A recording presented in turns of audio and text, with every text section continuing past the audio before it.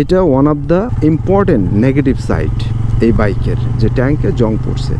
আর প্রথম লটের বাইকগুলোতে এখানে ব্যাটারি ইস্যু ছিল, ম্যাল ফাংশনের ইস্যু ছিল, তারপরে এখানে সেলফ মোটরের প্রবলেম ছিল।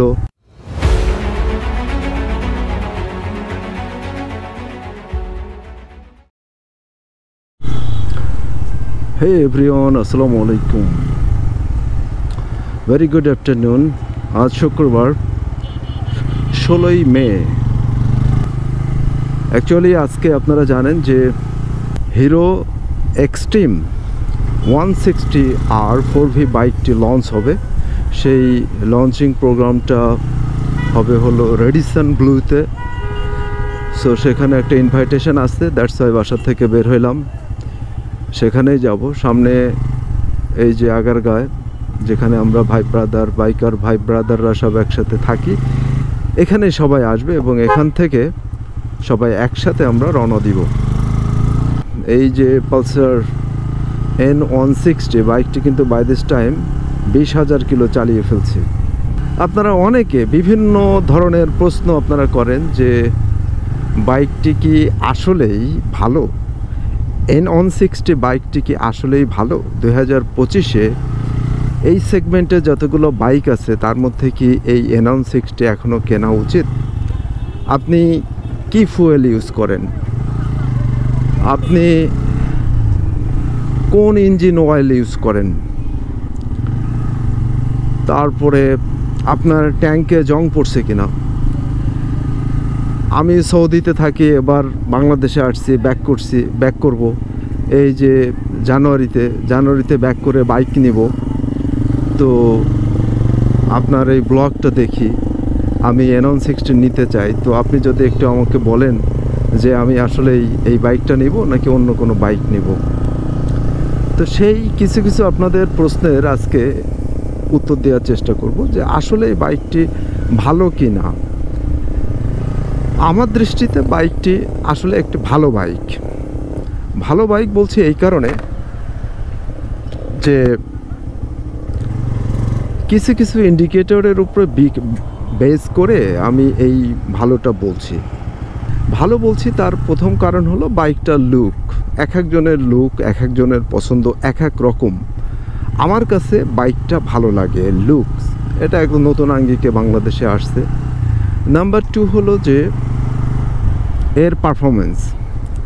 এটার আপনারা জানেন যে এটা 165 সিসির একটি বাইক এবং এই বাইকটা আপনার টপ এন্ডে কিন্তু অনেক পাওয়ার প্রডিউস করে এবং ইনিশিয়াল পাওয়ারও কিন্তু মোর দ্যান এনাফ।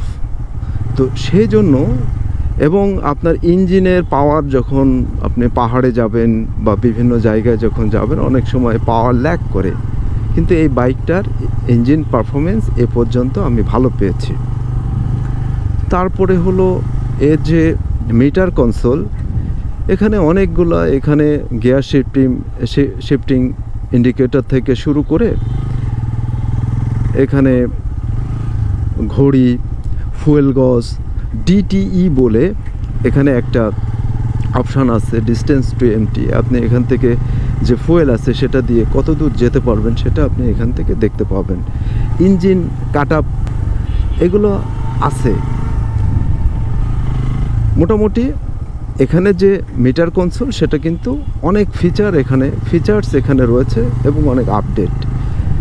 তারপরে আপনি এর যে হেডলাইটের যে আলো সেটা অনেক বেশি সাফিসিয়েন্ট। আপনি যখন হাইওয়েতে রাইড করবেন, আমি যখন হাইওয়েতে রাইড করছি তখন দেখছি যে বিপরীত দিক থেকে গাড়ি আসলে অত ভালো কিছু দেখা যায় না, রাস্তা চোখে লাইটটা লাগে।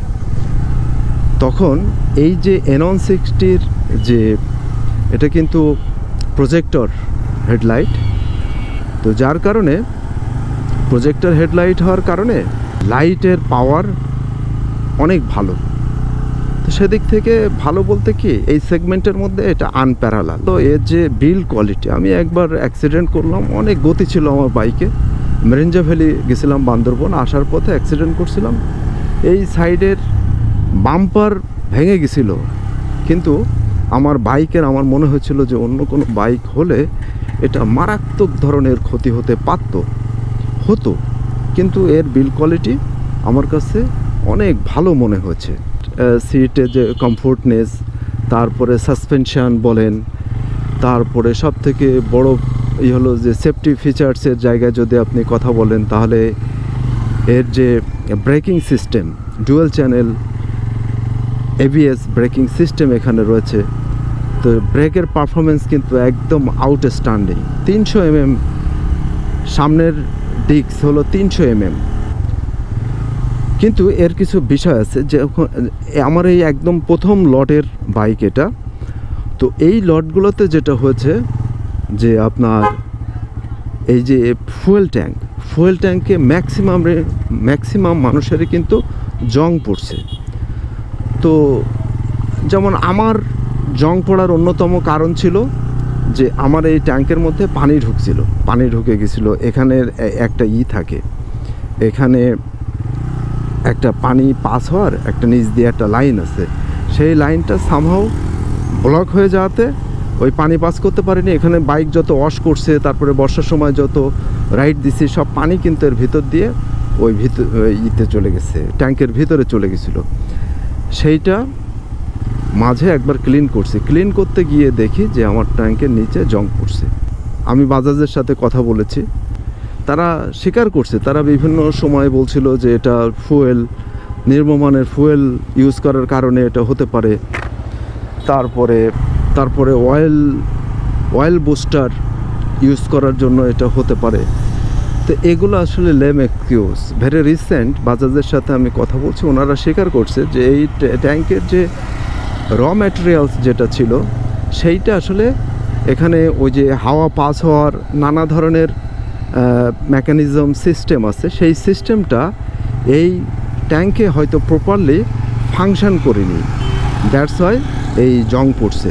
এবং এটা নিয়ে বাজাজ কাজ করছে। হয়তো যারা কিনছে তাদের অবশ্যই তাদের যে ওয়ারেন্টির যে জায়গা আছে সেখান থেকে তারা একটা রেসপন্স করবে, বা যে কম্পেনসেশন যেটা করার দরকার সেটা বাজাজ করবে বলে বলছে। এটা one of the important negative side এই বাইকের, যে ট্যাঙ্কে জং পড়ছে। আর প্রথম লটের বাইকগুলোতে এখানে ব্যাটারি ইস্যু ছিল, ম্যাল ফাংশনের ইস্যু ছিল, তারপরে এখানে সেলফ মোটরের প্রবলেম ছিল, কিন্তু পরেরগুলোতে আবার এই সমস্যাগুলো ছিল না। তো এই কারণে আমি বলবো যে বাইক আপনি অবশ্যই আমার কথাতে নেবেন না। আমি ব্লগে কখনো বলি না যে এই বাইকটা আপনি নেন, এটা ভালো হবে, অ্যাটসেট্রা, এটা কখনো আমি বলি না। আমি বলি যে বিষয়টা সেটা হলো যে আপনার পারপাসটা কি। আপনি কি হাইওয়েতে রাইড করবেন? আমি এটা হাইওয়েতে রাইড করে এটা 154 কেজি বাইকের ওজন। তো সেটা কিন্তু অনেক বেশি স্টেবল থাকে হাইওয়েতে যখন রাইড করি, সো এটা একটা প্লাস পয়েন্ট। সিটিতে কিন্তু এটা ঘোরাইতে কিন্তু অনেক জায়গা লাগে, তো সেটা আপনার জন্য প্রবলেম হতে পারে কিছুটা। আমি এটা ইউজ টু, দ্যাটস ওয়াই আমার এখন সমস্যা হচ্ছে না।